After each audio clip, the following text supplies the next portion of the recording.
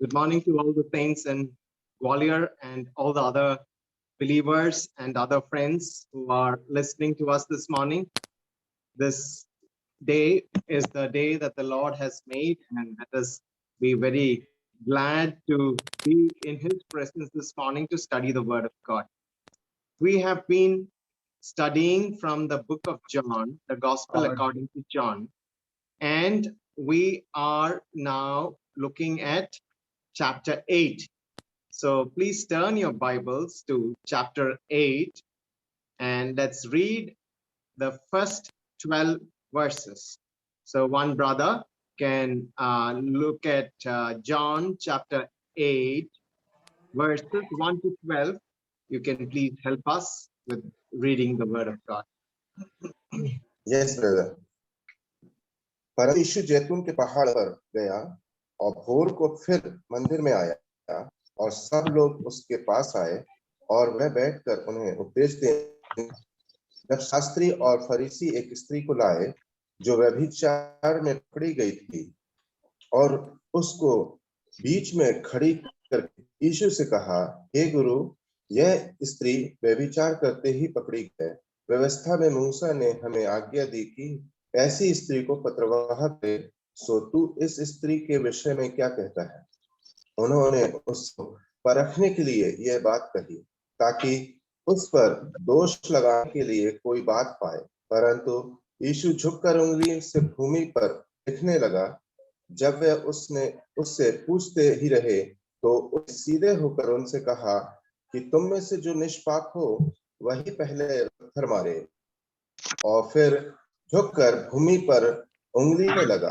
परंतु वे सुनकर बड़ों के लेकर छोटों तक करके निकल गए और यीशु अकेला रह गया और स्त्री वहीं बीच में खड़ी रह गई। यीशु ने सीधे होकर उससे कहा, हे नारी, वह कहाँ गए? क्या किसी ने तुझ पर दंड की आज्ञा न दी? उसने कहा, हे प्रभु, किसी ने नहीं। यीशु ने कहा, मैं तुझ पर दंड की आज्ञा नहीं देता, जा और फिर पाप न करना।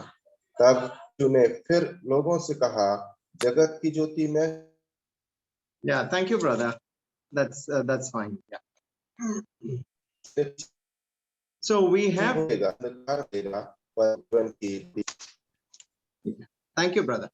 So we know that John's gospel is divided into 3 parts. परमेश्वर की स्तुति हो। सभी लोगों को सुप्रभात और नमस्कार। ग्वालियर बिलीवर्स असेंबली ने ऐसा एक सौभाग्य दिया है, उसके लिए मैं धन्यवादी हूँ।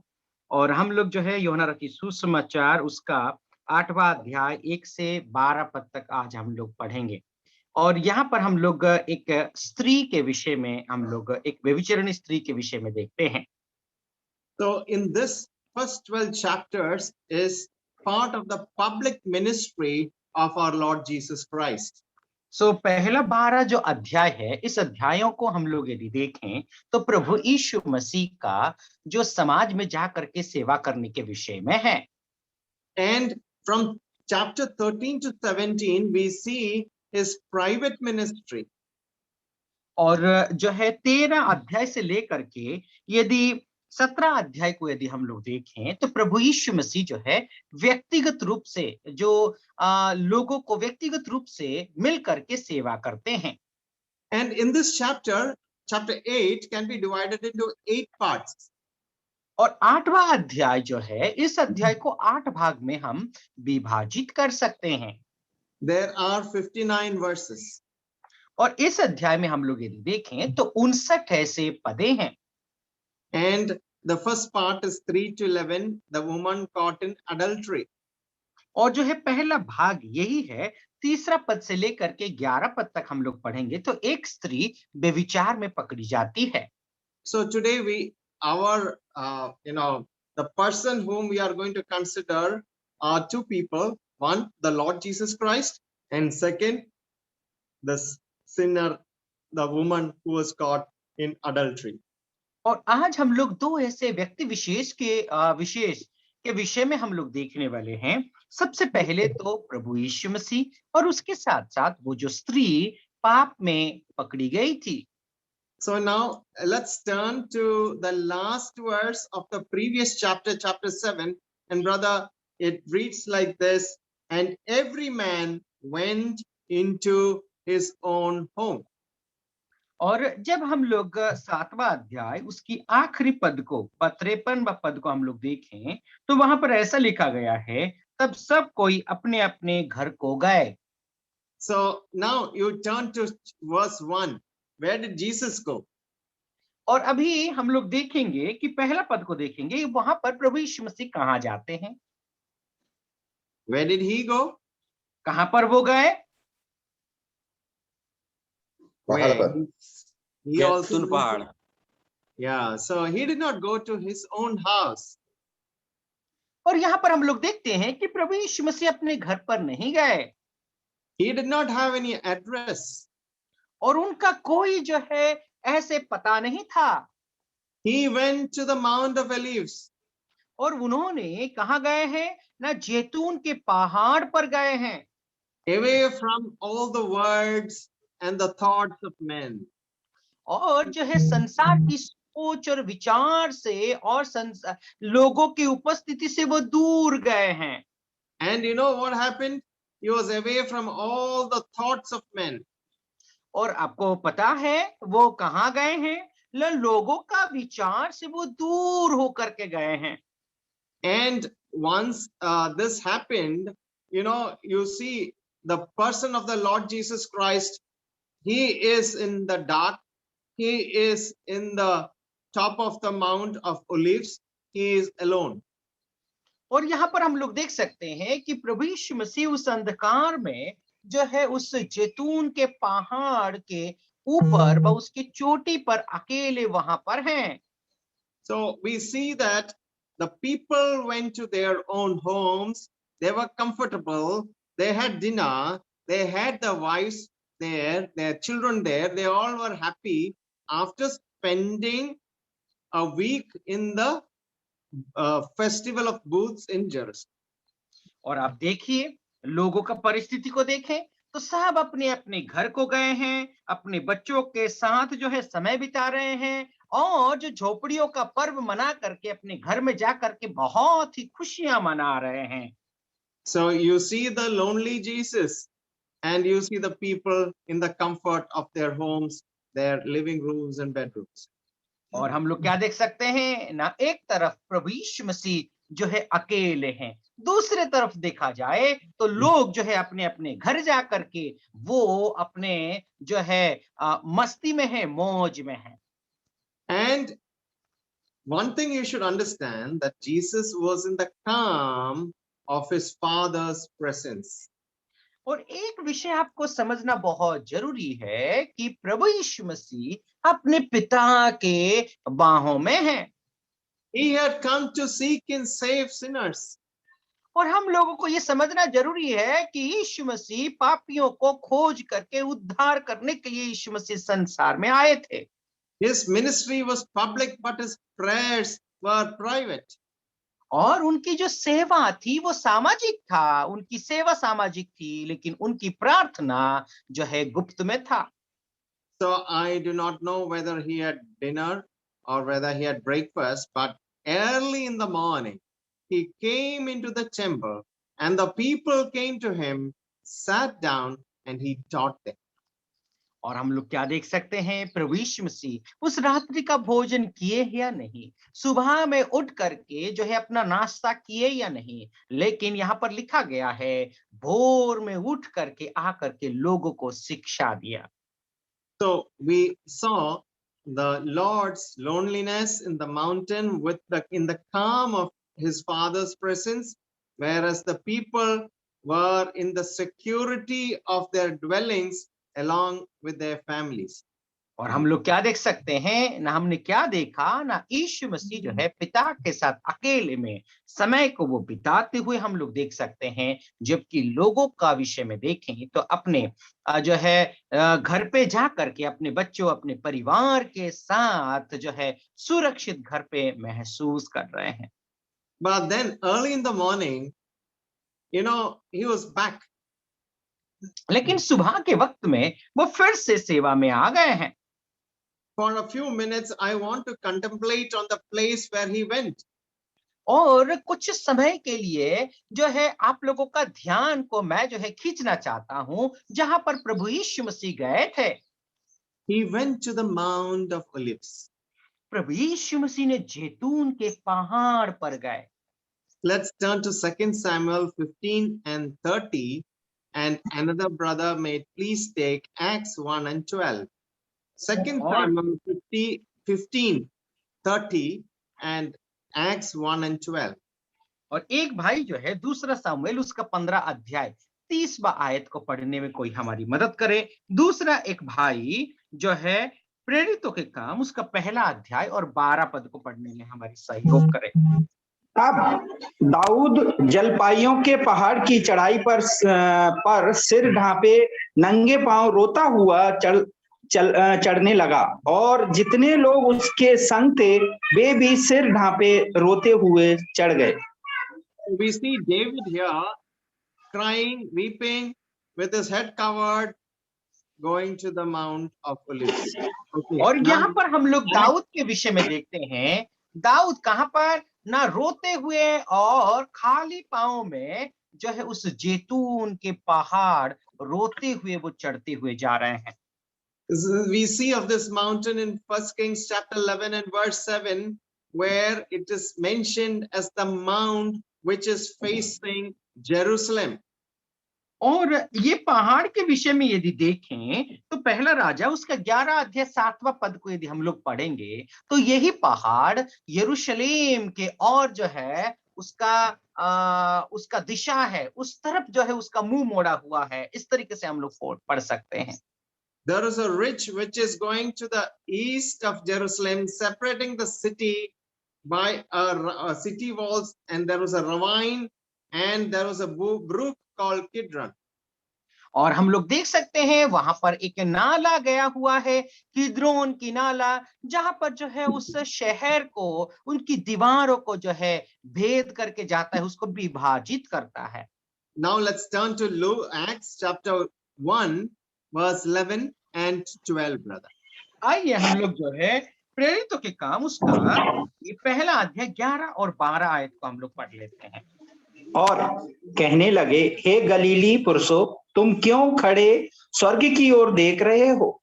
यही यीशु जो तुम्हारे पास से स्वर्ग उठा लिया गया, जिस रीति से तुमने उसे स्वर्ग को जाते देखा, उसी रीति से वह फिर आएगा। तब वे जैतून नाम पहाड़ से जो यरूशलेम के निकट एक शब्द के दिन की दूरी पर है यरूशलेम को लौटे। Thank you, brother.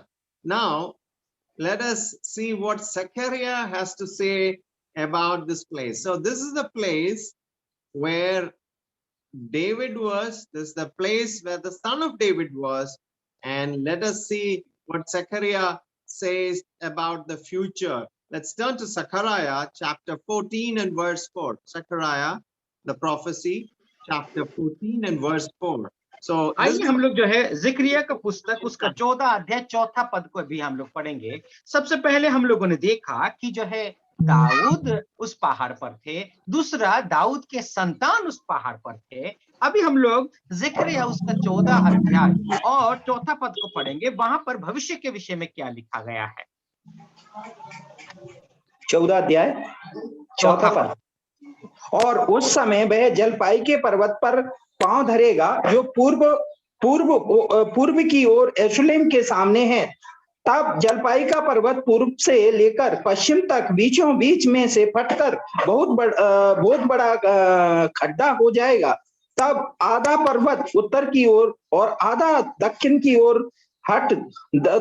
ओर हट जाएगा। So we see that the Lord Jesus Christ, his feet was raised up when he ascended to heaven. But then when he is going to come back to this earth again, not at the time of the rapture, but when he's coming back with the saints, his feet will stand on the Mount of Olives.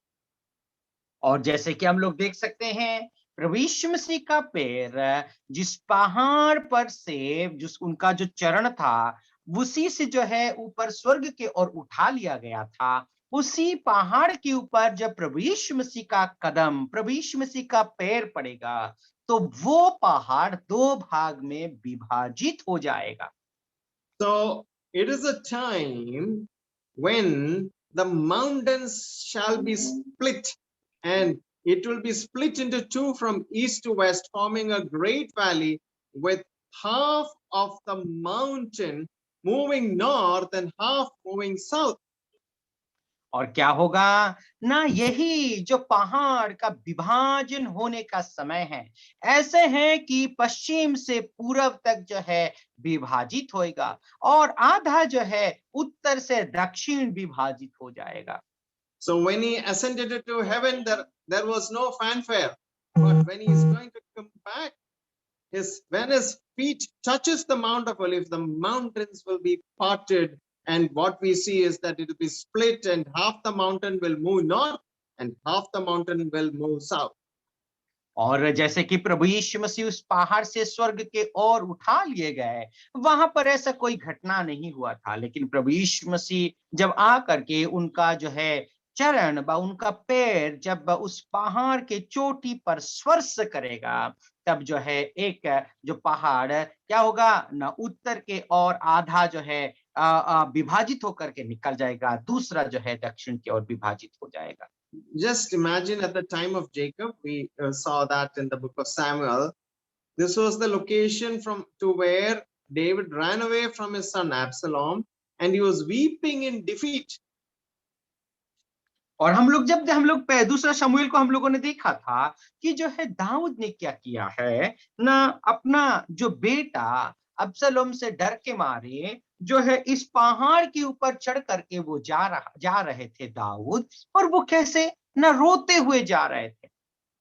And this was the place where the Garden of Gethsemane was, on the lower slopes of the Mount of Olives, where Jesus was betrayed, rejected. But this will be the place where Jesus will return in triumph over all his enemies. और हम लोग क्या देख सकते हैं, यही पहाड़ के तराई में, यही पहाड़ के नीचे ही जो गेत्सेमनी की बाग थी, वहां पर प्रभु यीशु मसीह रो रहे थे। वहां पर यीशु मसीह जो है बहुत ही वेदना से जो है अपना जीवन को व्यतीत कर रहे थे, लेकिन यही पहाड़ के चोटी पर जब प्रभु यीशु मसीह का जो पैर पड़ेगा, वो कैसे न विजय के साथ उस पहाड़ की चोटी पर अपना कदम को रखेंगे। So this Mount of Olives was a site of many events in the Bible, but it will be a place of a future fulfillment of prophecy.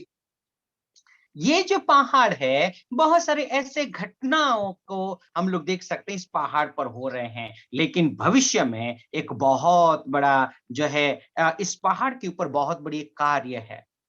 So we see that so many messianic prophecies happened in this place. One was the triumphal entry into Jerusalem on the back of a donkey. और हम लोग बहुत सारे ऐसे जो मसीहा के विषय में जो भविष्यवाणी की गई है, इसी पहाड़ के ऊपर पूरा होते हुए हम लोग देख सकते हैं। एक भविष्यवाणी यह है कि प्रभु यीशु मसीह जब यरूशलेम में प्रवेश कर रहे हैं, अपना विजय यात्रा के तौर पर जो है गधे के ऊपर बैठ करके वो प्रवेश करते हैं। So we see the Olivet discourse in Matthew chapter 24 and 25. So the Jesus, after proclaiming the judgment over Jerusalem, he sat on the Mount of Olives, and with his disciples, he explained the prophecies about his second coming. और हम लोग जो है मत्ती रचित सुसमाचार उसका 24 और 25वां अध्याय में जब प्रभु यीशु मसीह का उस जो एक राजा के रूप में वहां पर जब प्रवेश करते हैं, अपना विजय यात्रा के तौर पर प्रवेश करते हैं, तो उस पहाड़ के ऊपर, उस जैतून के पहाड़ के ऊपर बैठ करके ही यरूशलेम के विषय में भविष्यवाणी करते हैं। And this was the scene of his betrayal and abandonment on the same slope where his disciple hailed Jesus as Messiah 4 days earlier. He was betrayed on the slopes of Mount of Olives. और क्या हम लोग देख सकते हैं प्यारो कि जो है उसके प्रभु यीशु मसीह जो है पकड़े जाने से 4 दिन पहले ही उसी पहाड़ के नीचे प्रभु यीशु मसीह को अपने चेले लोग बहुत प्रशंसा किए थे, उनके बढ़ाई किए थे। And we read in Acts chapter 1, that's the place where he ascended unto heaven. और हम लोग प्रेरितों के काम उसका पहला अध्याय में हम लोगों ने देखा कि वही जगह से प्रभु यीशु मसीह स्वर्गारोहण किया था। And finally, we saw that his second coming in Zechariah chapter 14, 1 to 4 and verse 9, we read that he is going to come back and he will appear on the Mount of Olives and the feet shall stand on the Mount of Olives. और हम लोगों ने जिक्रिया का पुस्तक उसका 14 अध्याय पहला पद से 4 पद और 9वां पद में हम लोगों ने देखा कि प्रभु यीशु मसीह का जो है पैर उस पहाड़ के ऊपर जो है पड़ेगा और वो पहाड़ 2 भाग में विभाजित हो जाएगा। प्रभु यीशु मसीह जो है विजय के साथ वहां पर प्रवेश करेंगे, आएंगे। There were 2 specific times when Jesus cried on the Mount of Olives. 2 ऐसी वक्त है, 2 ऐसा समय है जिस समय प्रभु यीशु मसीह ने इस पहाड़ पर होते हुए रोया था। Okay, so what are the 2 instances? On Sunday, he wept at the triumphal entry because of those who would reject him. और जो है सबसे पहले प्रभु यीशु मसीह जो है उस यरूशलेम में विजय यात्रा जब कर रहे थे उस संडे का दिन में और जो है इतवार का दिन में जो है प्रभु यीशु मसीह रोए थे। क्यों? क्योंकि प्रभु यीशु मसीह जानते थे कि प्रभु यीशु मसीह को ये लोग स्वीकारेंगे नहीं, प्रताड़ित करेंगे। ये सब बातों को जान करके प्रभु यीशु मसीह रोया था। On that Thursday, he wept at the Garden of Gethsemane before his crucifixion because he knew that what the redeeming the sinners will cost him. और जो है गुरुवार के दिन प्रभु यीशु मसीह उस गेत्सेमनी बाग में प्रभु यीशु मसीह रोया था क्योंकि वो जानते थे पापियों के हाथ में वो समर्पित होने वाले हैं और क्रूसार्पित होने वाले हैं। So we also rejected God and we walked in our own way. But when Jesus submitted to his Father at Gethsemane, leading to his crucifixion and resurrection, made it possible for our redemption.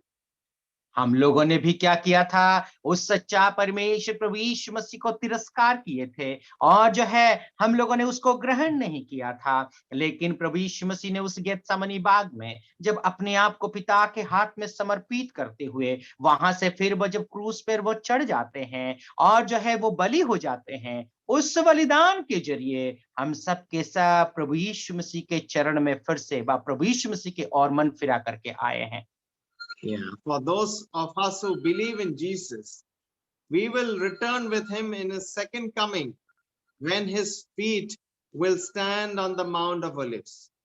और जो है जो लोग प्रभु यीशु मसीह में विश्वास किए हैं वो हम सब के सब प्रभु यीशु मसीह जब उस जैतून के पहाड़ पर दोबारा आएंगे, हम सब के सब यीशु मसीह के संग संग वापस लौट करके आएंगे। Let's read Revelation 19 and 14. और इस विषय को हम लोग जो है प्रकाशित वाक्य है उसका 19वां अध्याय और 14 uncle. Yeah, 19 and 14, where it says that armies which were in heaven followed him upon white horses, clothed in fine linen, white and clean. और हम लोग जो है प्रकाशित वाक्य उसका 19वां अध्याय और जो है 14 पद में हम इस तरीके से पढ़ते हैं, और स्वर्ग के सेना श्वेत घोड़े पर सवार और श्वेत और शुद्ध मलमल पहने हुए उसके पीछे पीछे हैं। So as we read in 2 Samuel 15 and verse 32, the Mount of Olives will once again be a place where God is worshipped. Pardon me, uncle. As we read in 2 Samuel 15:32, the Mount of Olives will be again a place where God is worshipped along with the saints. और जो है जैसे कि दूसरा सामुएल उसका 15 अध्याय 32 आयत में हम लोग इस तरीके से पढ़ सकते हैं, वही पहाड़ पर सबके सब जो विश्वासी लोग संत लोग एकत्रित होकर के उसी पहाड़ में फिर से आराधना परमेश्वर की आराधना की जाएगी। In 7 and 53, we saw Jesus went into the Mount of Olives alone because he had no friend. But when he's going to come back, there'll be armies with him when his leg shall touch on the Mount of Olives. और हम लोग क्या देख सकते हैं, यूहन्ना रचित सुसमाचार 7 का उसका 53वां अध्याय में 53वां पद में हम लोग इस तरीके से पढ़े थे कि प्रभु यीशु मसीह अकेले उस जैतून के पहाड़ पे जाते हैं, लेकिन जब वापस लौट करके आएंगे उस पहाड़ पर उनके साथ बहुत बड़ी सेना की झुंड उस पहाड़ के ऊपर जो है आने वाली है। So this Mount Olives was around 300 feet above the level of the city of Jerusalem, and from there you could get a beautiful view of the city of Jerusalem. और यदि यरूशलेम शहर से यदि देखा जाए तो ये जो पहाड़ है, जैतून का पहाड़ करीबन 300 फीट ऊंचा है, और वही 300 फीट ऊंचे में आप यदि खड़े होकर के यरूशलेम की ओर यदि नजर लगाएंगे तो उस मनोहर और सुंदर शहर को आप जो है देख सकते हैं। So today in verse 2 we read that in the morning he returned to the temple because he had work to do. He was always on time, punctual. He reported for duty at the break of dawn. और हम लोग क्या देख सकते हैं, दूसरा आयत में प्रभु यीशु मसीह जो है उस मंदिर में लौट करके वो जाते हैं। यीशु मसीह के विषय में देखा जाए तो हर समय सुबह होते ही अपने काम पर वो लग जाते हैं, सही समय पर पहुंच करके अपना काम को वो कर लेते हैं। I thank all of you that you are up early in the morning, sitting in the presence of God. May God bless us as we study this chapter. और मैं जो है बहुत आप लोगों का धन्यवादी हूँ। आप सबके सब सुबह के वक्त में प्रभु का वचन को लेकर के अध्ययन करने के लिए यहाँ पर बैठते हैं। आइए सभी लोगों को जो है परमेश्वर आशीष करे, हम सब मिल करके परमेश्वर का वचन को अध्ययन करें। So the setting of this place or the context of this story or the place and the persons which are attached to it, it is in Jerusalem. और जो जिस विषय को हम लोग देख रहे हैं, जिस जगह के विषय में देख रहे हैं, वो जगह जो है यरूशलेम से जुड़ी हुई है। The time is mid-October where they were gathered to the Feast of the Tabernacle or the Feast of Booths, where we read about in chapter 7 and verse 2 and chapter 8 and verse 2. और हम लोग जो है जो समय को यदि देखा जाए तो ये समय अक्टूबर का महीना है, और ये विषय को हम लोग 7वां अध्याय दूसरा पद में, 8वां अध्याय दूसरा पद में जो है ये लोग वहां पर उपस्थित थे। इस विषय को हम पढ़ सकते हैं। So they made makeshift dwellings, which was made of tree branches to commemorate God's care for them in the wilderness and in the harvest, a joyful festival where music and dance were a part of that festivities. और जब हम जो झोपड़ियों का व मंडपों का पर्व को यदि देखें तो वहां पर हम लोग देख सकते हैं वो सब के सब उन मंडपों में, उस झोपड़ियों में एकत्रित होते थे। वहां पर वो लोग नाच गाना सब कुछ वे लोग किया करते थे। So what was the thinking in the minds of the Jewish leaders? If you see 7 verse 1, the Jews thought to kill him.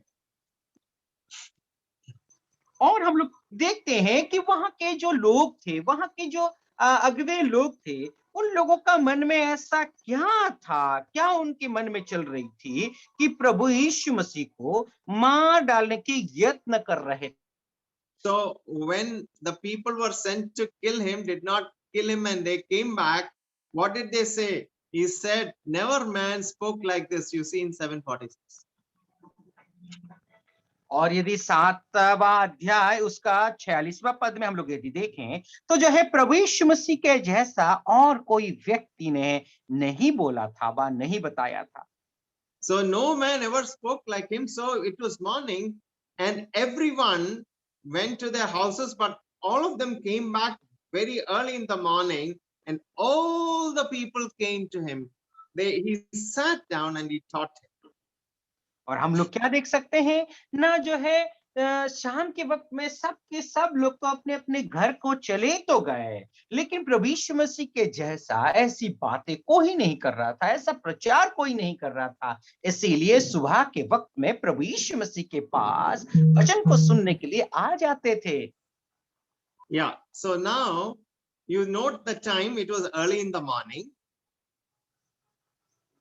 अभी जो है उस समय को आप लोग जो है गौर कीजिए, वो समय सुबह का वक्त था। He spent the night in secret prayer, but he came early to talk to the people in the morning. और जो है रात के वक्त में उन्होंने क्या किया है, अपना समय को जो है अकेले में और जो है रहस्यमय तरीके से अपना समय को उन्होंने बिताया, लेकिन लोगों के सामने जो है सुबह के वक्त में वचन को प्रचार करने के लिए, समय को व्यतीत करने के लिए सुबह आ जाते थे। So where was the place? The place was the temple. और वो कहाँ था वो जगह? वो जगह हम लोग देख सकते हैं कि वो मंदिर था। And it was where people used to gather instead of going to the Mount of Olives. He was there where people would be there. और जो है हम लोग देखते हैं जहां पर लोग थे, वहां पर जहां पर लोग एकत्रित होते थे, मंदिर में है कहीं पर भी, वहां पर प्रभु यीशु मसीह भी रहते थे, जाते थे। Yeah. What was his posture? और जाने का उनका भंगी क्या थी? He sat down and talked. और उनका भंगी ये था कि उन्होंने बैठा और परमेश्वर का वचन की शिक्षा दिया। He is the one who can sit down and teach because he has all authority. और वही एक ऐसा व्यक्ति है, वो बैठ करके शिक्षा दे सकते हैं, क्योंकि उनके पास ऐसा बैठ करके शिक्षा देने की अधिकार है। They came to him, even though he came early, they came to seek him, and those who come early will find him early. और हम लोग क्या देख सकते हैं कि जो है लोग भले ही सुबह के वक्त में आए, उसको ढूंढ ढूंढ करके आते थे। जो लोग जल्दी आए, उनको प्रभु यीशु मसीह जो है जल्दी मिले। So we read about what happened, and these people who are the two sets of people who brought this woman. It is written in verse 3, the scribes and the Pharisees. और हम लोग देखते हैं, इस विषय में हम लोग पढ़ चुके हैं कि कौन कौन लोग जो है वो स्त्री को प्रभु यीशु मसीह के पास लेकर के आए थे। वो शास्त्री और फरीसी थे। They were people who were supposed to lead the people into all truth, and they were also acting like moral policemen. और हम लोग क्या देख सकते हैं, यही लोगों का जो दायित्व थी, यही लोगों का जो जिम्मेदारी थी, लोगों को अगवाही करना। लेकिन ये लोग क्या कर रहे हैं ना, ये लोग एक पुलिस का काम को ये लोग खुद कर रहे हैं। And what do they call him? और उन्होंने उनको क्या बुलाया? Oh, master. और जो है उन्होंने ये बुलाया, हे गुरु। And in the previous chapter, and if you see Luke 20:20, we see, they are calling him deceiver. और जो है लूका रचित सुसमाचार उसका 20 का 20 में प्रभु यीशु मसीह को क्या कह रहे हैं कि ये तो जो है धोखा देने वाला व्यक्ति। And a deceiver is somebody who kind of does something in deceit, like Satan. और हम लोग क्या देख सकते हैं, एक धोखा देने वाला व्यक्ति क्या करता है ना, गुप्त में रह करके, जैसे कि शैतान दूसरों को धोखा देता है, उस तरीके से वो उसी काम को करता है। We read here that this woman was caught in the act, and how many people will it take to do such a sin? और जो है यहाँ पर उस पाप करते हुए वो स्त्री को पाया जाता है, लेकिन ये पाप करने के लिए कितने लोगों की आवश्यकता होती है? Where is the man? और यहाँ पर वो आदमी कहाँ है? In such cases, men considered that the women's guilt was greater than the man's, and the Pharisees were willing to forget him. और हम लोग क्या देख सकते हैं, ऐसे घटनाओं में जो है आदमी से बढ़ करके स्त्रियों का पाप को गिना जाता है, इसीलिए यहाँ पर स्त्री को लाया गया है। Better our sin should shame us than damn us. और जो है ऐसे पाप हमें शर्मिंदा करके जो है, शर्मिंदा करने से हमको मार डालना चाहिए, हमको नाश कर देना चाहिए। And everything should be set in order before us for our conviction than our condemnation. जो है क्या करना है, जब ऐसे पाप हमारे सामने आती है तो जो है वो सब कुछ को जो है वास्तव में जो है मान व कबूलने के लिए व मानने के लिए समझने जरूरी है, ना कि दूसरों को नाश करने के लिए। We understand two things about the scribes, their attitude, and the attitude of the Pharisees. और दो विषय को हम लोग समझ सकते हैं। एक तो जो है जो फारूसी थे और जो शास्त्री थे उनकी स्वभाव के विषय में। They were the legal experts of the day, and to them were the problems taken for a decision. और क्या था ना, उस समय जो है न्याय के विषय में बा वहां का जो कानून व्यवस्था के विषय में उनको ही जानकारी थी।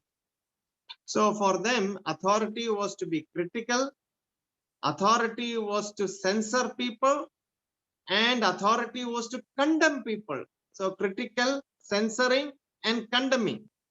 और हम लोग क्या देख सकते हैं, उनके लिए जो है जो कानून जो व्यवस्था था वो क्या था, बहुत ही भयानक थी उनके लिए। और उनको क्या करना था, उस कानून को किस व्यक्ति को लागू किया जाता है उसको जो है छानबीन करना व छांटना और उसके ऊपर आरोप लगाना, फिर बाद में उस आरोप के जरिए उसको दंड देना होता था। So this shows that they had no thinking or the attitude that authority should be based on sympathy. और जो है उन लोगों का सोच को जो है ऐसा नहीं था कि जो अधिकार उनके पास थी वो अधिकार जो है दया के साथ दिखाने का नहीं था। And the aim always should be to reclaim a sinner, and that the criminal and the sinner should be restored was never anything, anytime entered their condemnatory hearts. और क्या हम लोग देख सकते हैं, उनकी नाश करने वाले हृदय में कभी भी ऐसा प्रवेश नहीं किया कि एक पापी व्यक्ति को दंड ना दे करके एक पापी व्यक्ति को कैसे पुनरुद्धार किया जाए, ऐसा सोच और विचार उनके जो दुष्ट और जो है नाश करने वाली हृदय में प्रवेश नहीं किया। You know, you have all written exams in your life when you are in school and college. और आप सब जानते हैं, आप सब लोगों ने स्कूल में, कॉलेज में जो है बहुत सारे ऐसे परीक्षाएं लिखे हैं। So there are invigilators who are always walking around. Their eyes are not closed, their eyes are open. If anything is done to copy, immediately they will come and pull you up. और क्या करते हैं, जैसे कि परीक्षा चलता है उस वक्त जो है इन्विजिलेटर बा जो है जो शिक्षक लोग जिनका जो है देखभाल करने के लिए आपके ऊपर बा नजर रखने के लिए आपके ऊपर जो लगाया गया है, वो व्यक्ति यदि देखता है कि कोई व्यक्ति यदि कॉपी करता है या थोड़ा बहुत गड़बड़ी करता है, तुरंत आकर के उस व्यक्ति को पकड़ करके उसको खड़ा कर देते हैं। The Pharisees were like the scribes, and the scribes and Pharisees were like that invigilator, watching for every mistake, every deviation from the law, and come down upon them with savage, unforgiving punishment.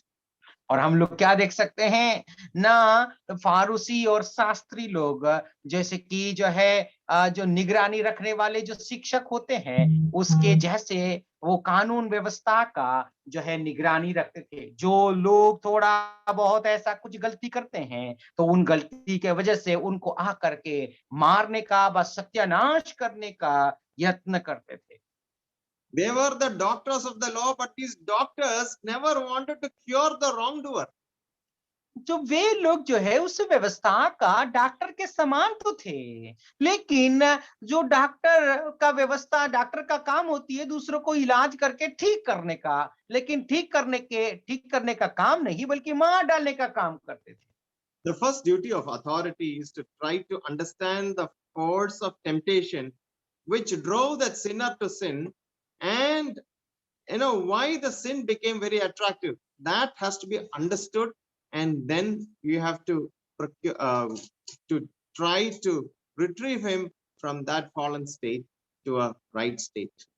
सबसे पहला काम तो एक अधिकारी व एक जिस व्यक्ति के हाथों में अधिकार है वो क्यों पाप किया, कैसे पाप किया, ये सब बातों को समझने का प्रयास करने की आवश्यकता थी। और उसके साथ साथ जो व्यक्ति ऐसे पाप में गिरा हुआ है उसको कैसे पुनरुद्धार किया जा सकता है, ये प्रयास, ये काम उसको करने का जरूरत थी। The second duty of the authority is to reclaim the wrongdoer. और दूसरा जो काम थी, जो है जो गलत काम करके बैठा है, उस व्यक्ति को पुनः जो है उसको पुनरुद्धार करके लाना है। So only if you're concerned with punishment, then it will lead to despair or resentment, and it will be a total failure. और यदि आपके पास वो अधिकार है और उसको दंड देने का ही काम करेंगे, तो आपका जो काम, आपके ऊपर जो कार्य सौंपा गया है, ये सब कुछ व्यर्थ ही है। The function of authority is not to banish the sinner from all decent society, but to make him into a good man or a good woman. और जो है एक पापी व्यक्ति को इस संसार और समाज से उसको संपूर्ण रीति से काट डालना, व निकाल करके उखाड़ के फेंक देना उसका नहीं होता एक जो है अधिकारी व्यक्ति को, बल्कि एक पापी व्यक्ति को पुनः कैसे उद्धार किया जा सकता है, एक अधिकारी का काम यही होता है। So if you are occupying a position of authority in your assembly or home, you should be like a wise physician whose only desire is to heal the person. और जैसे कि कलीसिया में हो या कहीं पर एक अधिकार आपको दिया जाता है, एक पद आपको मिलती है, तो जो है एक बुद्धिमानी, एक डॉक्टर के समान, एक वैद्य के समान जो बीमार व्यक्ति है उनको इलाज करना, उनको उद्धार करना, यही काम आपको करना चाहिए। Jesus said in Matthew chapter 7, do not judge that you be not judged.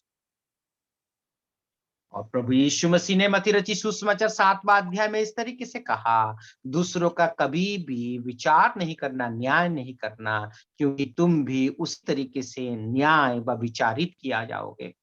Only God has the right to judge for the simple reason that no man is good enough to judge any other.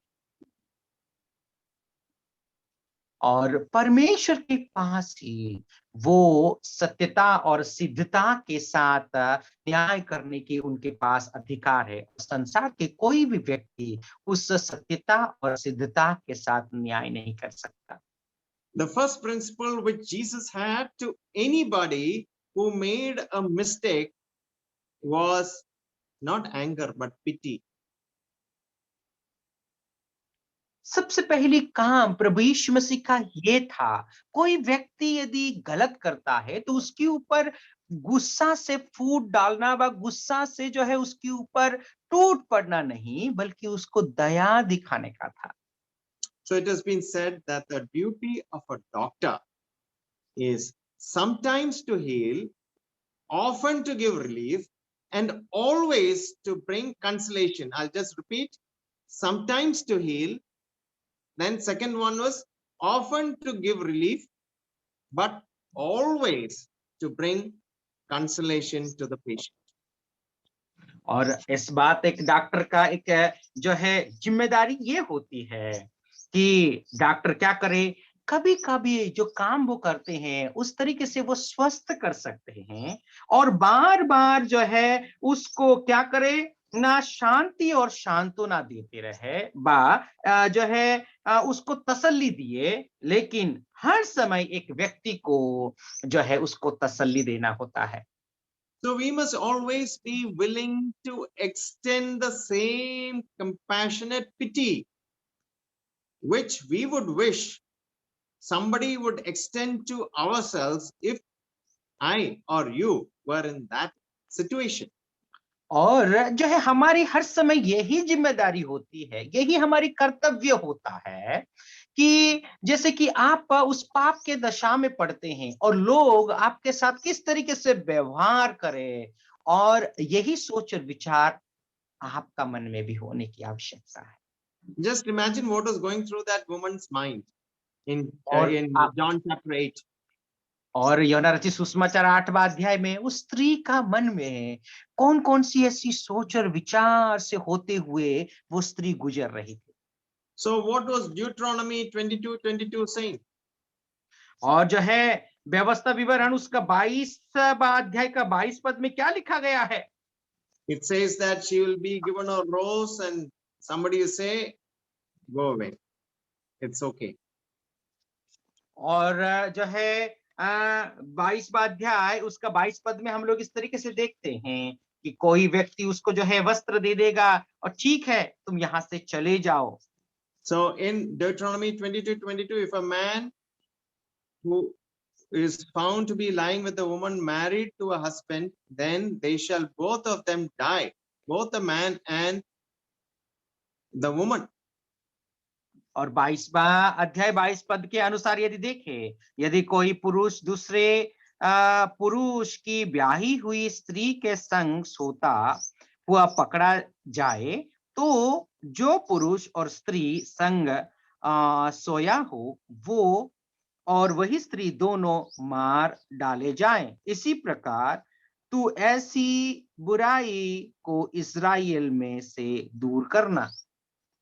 You know, her eyes was looking at the stones in the hands of all the people, the scribes and the Pharisees. They had stones in their hand, which was going to be hurled till she breathed her last. और जो है वो स्त्री का नजर कहाँ पर पड़ा हुआ था? जो फारूसी और शास्त्री लोग उनके हाथों में जो पत्थर पकड़े हुए थे, उस पत्थर जो है उस स्त्री पर पड़ने वाली है, गिरने वाली है और जो है मार जो है उसके ऊपर पड़ने वाली है। जब तक वो अंतिम सांस नहीं लेती तब तक वो पत्थर उसके ऊपर गिरने वाला है। How did Jesus treat this woman? प्रभु यीशु मसीह ने इस स्त्री के साथ कैसा बर्ताव और व्यवहार किया? Did he condemn her or did he not condemn her? प्रभु यीशु मसीह ने उस स्त्री को जो है फटकारा या फिर उसको दंड दिया या फिर नहीं फटकार करके और नहीं दंड दिया? If you read very carefully, what he said was, I'm not going to condemn you just now. और प्रभु यीशु मसीह ने उस स्त्री से क्या कहते हैं? अभी तो मैं तुमको जो है मैं भी कोई दंड नहीं देने वाला। You go, तुम जाओ, but sin no more. लेकिन तुम पाप नहीं करना। He was not abandoning judgment. और प्रभु यीशु मसीह उस न्याय को जो है इनकार नहीं कर रहे थे। He is saying, I'm not going to judge or pass a final judgment just now, but you go and prove that you can do better. और जो है प्रभु यीशु मसीह इस तरीके से कहते हैं, मैं आखिरी न्याय जो है आपके सामने अभी मैं नहीं दे रहा हूं, तुम जाओ लेकिन अगले बार और आगे तुम इस बात को प्रमाणित करो कि तुम पाप नहीं करोगे। You have sinned, but go and sin no more, and I'll help you all the time. और जो है प्रभु यीशु मसीह इस तरीके से उसको तसल्ली देते हैं कि तुमने तो पाप तो किया है, लेकिन अभी जाओ और आगे जाकर के तुम पाप मत करना, मैं हर समय तुम्हारी मदद करूंगा। At the end of the day, I'll see whether how you have lived, and then I'll decide to reward you or to condemn you. और प्रभु यीशु मसीह के बातों का सोच और विचार को देखो कि जो है दिन के आखिरी में मैं तुम्हारा हिसाब लूंगा, तुमने पाप किया है या नहीं। उस वक्त मैं तब तय करूंगा कि तुमको दंड देना है या फिर प्रतिफल देना है। How quick are we to condemn? How quick are we to write off? How quick we are to judge people? और जो है हम लोग कितना तीव्र हो जाते हैं, कितना जल्दबाज करते हैं लोगों को जो है दंड देने के लिए, लोगों को जो है मारने के लिए या फिर लोगों को जो है सत्यानाश करने के लिए कितना जल्दबाजी हम लोग करते हैं। It involved a second chance for the woman. और हम लोग देख सकते हैं वो स्त्री जो है गलती करने के बावजूद भी उसको दोबारा मौका दिया जाता है। I know you have made a mess of things in your life and life is not finished. I'm giving you a second chance. Go and sin no more.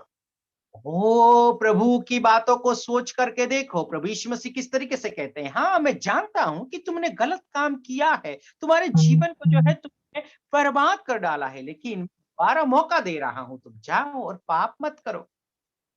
You know, somebody said, I wish there was some wonderful place called the land of beginning again. किसी ने ऐसा कहा कि मैं ये चाहता हूं, मैं ये उम्मीद करता हूं कि जो है ऐसा एक देश हो, ऐसा एक जगह हो जहां पर प्रभु यीशु मसीह व परमेश्वर की जो सृष्टि के वक्त में था, वो समय और वो जगह, ऐसे ही जगह मुझे मिले, where all our mistakes, our heartaches, our griefs it could be dropped like a shabby old dress and never to put on again. और जो है ऐसा एक जगह हो जहां पर हमारा गलतियां, हमारा सब कुछ जो है एक जो है मैले चितड़े कपड़े के समान है, उसको हम लोग उतार दिया और ऐसे कपड़ा, फटा कपड़ा को हम लोग कभी ना पहनेंगे। In Jesus Christ, there is a gospel of the second chance. मेरे प्यारो, प्रभु यीशु मसीह में हम लोग यदि देखें, ऐसा एक सुसमाचार है, वो सुसमाचार हमें जो है दोबारा मौका देता है। He was always intensely interested not only in what a person had been, but he's interested in what a person could be. प्रभु यीशु मसीह जो है हर समय उनका सोच और विचार ये था, ये व्यक्ति अभी वर्तमान में व अतीत में कैसा था, वो सोच और विचार प्रभु यीशु मसीह नहीं रखते, उसके ऊपर ध्यान नहीं देते। लेकिन प्रभु यीशु मसीह आने वाला समय में ये व्यक्ति कैसा होगा, कैसा हो सकता है, उस विषय के प्रति यीशु He मसीह did का not ध्यान say, था। he did not say what you have done did not matter. प्रभु यीशु मसीह ने ऐसा नहीं कहा कि जो है तुमने जो पाप किया है वो कोई गलती नहीं है करके प्रभु यीशु मसीह नहीं कहते। Broken laws and broken hearts always matter, but he was sure that every man or a woman will have a future apart from his bad past. हम लोग क्या देख सकते हैं कि जो है यदि कानून को आपने यदि तोड़ दिया है, व्यवस्था का आपने उल्लंघन किया है, अपना आपका दिल यदि अपने जो है आपने तोड़ा है, तो जो है वास्तव में वो तो एक गलती तो है। लेकिन प्रभु यीशु मसीह क्या करते हैं, कोई भी स्त्री या फिर कोई पुरुष हो, उसका जो है भविष्य कैसा होगा, भविष्य में और क्या करेगा, वो हर समय यही मौका की तलाश में रहते हैं। It involved a second chance, but secondly, it involved pity. और हम लोग क्या देख सकते हैं, ये प्रभु यीशु मसीह दोबारा मौका तो दिया, उसके साथ साथ ये कैसे ना प्रभु यीशु मसीह अपना दया को व्यतीत करके दिखाया।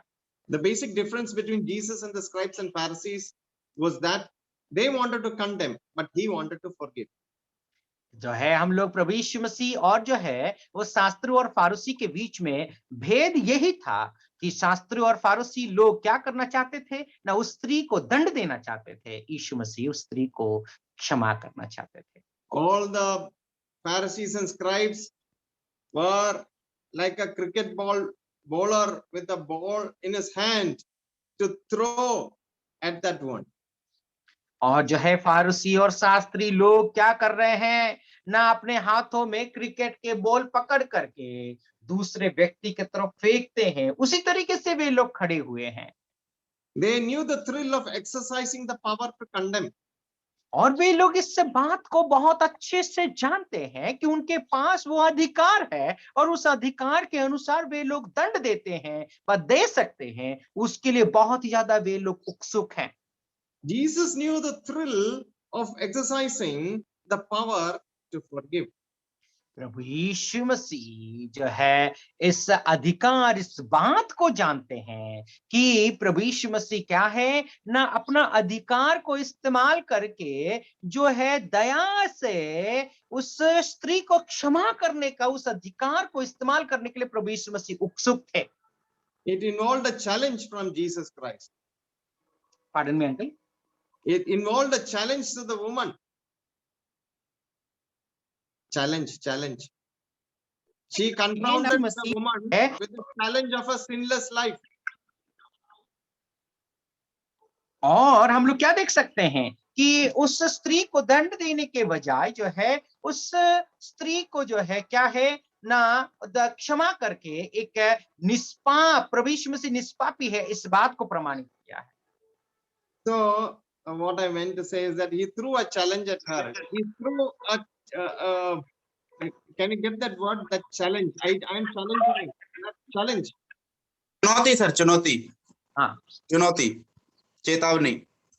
Yeah. Chinoti is choosing, but this was a challenge. Okay, I'll explain it. He did not say it's all right. Don't worry. Just go on doing as you're doing. He said it's all wrong. Go out and fight. Change your life from top to bottom. Sin no more.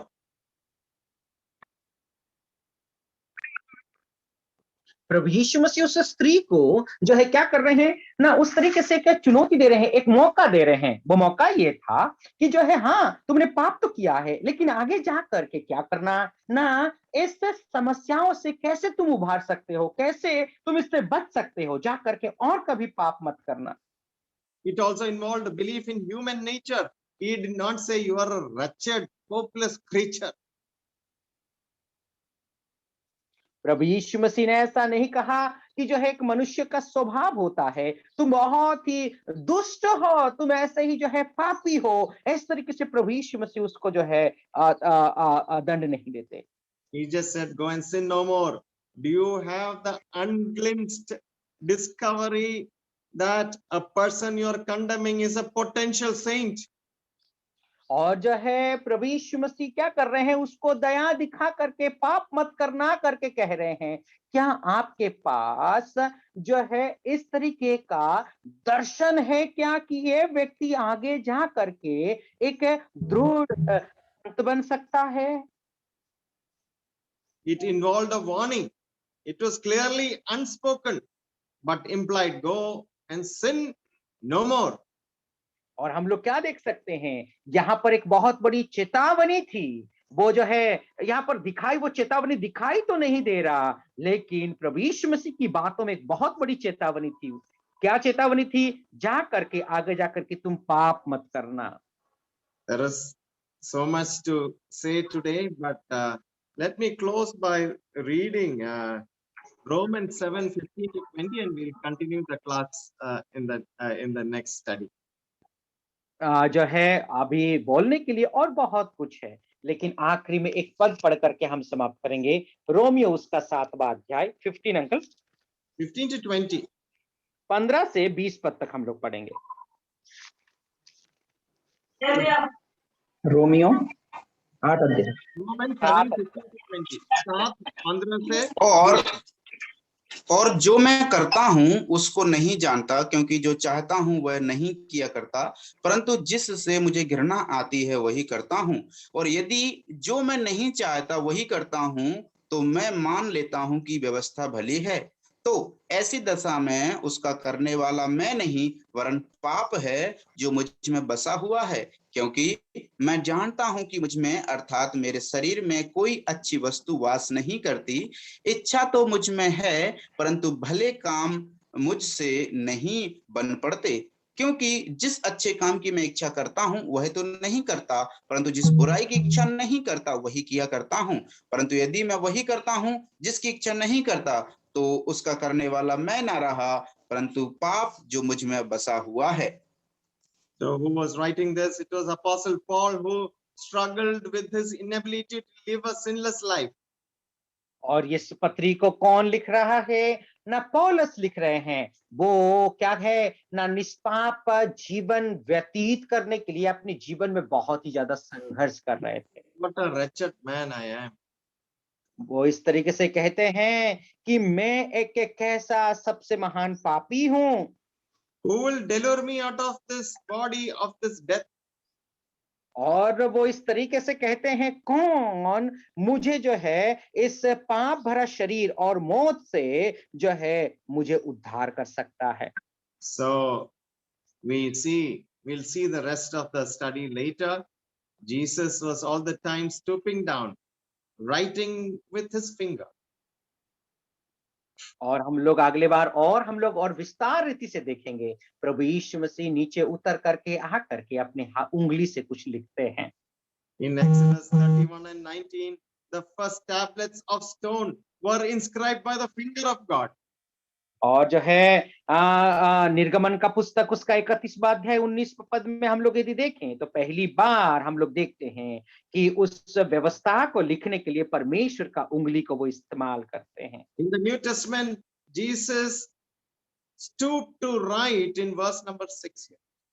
और जो है 6वां पद को यदि हम लोग देखें तो प्रभु यीशु मसीह जो है नीचे बैठ जाते हैं और अपनी उंगलियों से कुछ लिखते हैं। The same finger which wrote the 10 commandments was giving relief to this poor, wretched woman. And she was given a second chance. You and me will be given a second chance. And let us live up to the expectation of the Lord. ओ मेरे प्यारो, हम लोग क्या देख सकते हैं, जिस उंगली से उस 10 आज्ञाओं को लिखा गया था, नया नियम में यदि हम लोग देखते हैं कि प्रभु यीशु मसीह उस स्त्री को जो है लिख करके दोबारा मौका देते हैं, वैसे ही सुसमाचार दे करके आपको और मुझे परमेश्वर ने, प्रभु यीशु मसीह ने दोबारा मौका दिया है। आइए हम इसके लिए अपना जीवन को व्यतीत करें। All the things which were written against us has been removed and will be remembered no more. So let us remember our Savior who said that. ओ मेरे प्यारो, हमारे खिलाफ, हमारे विरुद्ध इतने सारे बातें, बहुत कुछ लिखा हुआ था, प्रभु यीशु मसीह के जरिए सब कुछ को जो है लोप कर दिया गया है। आइए उस सच्चा परमेश्वर को जो है हम स्मरण करें, उसके लिए अपना जीवन को व्यतीत करें। Thank you for the precious time. Thank you for your patient listening and wonderful transmission.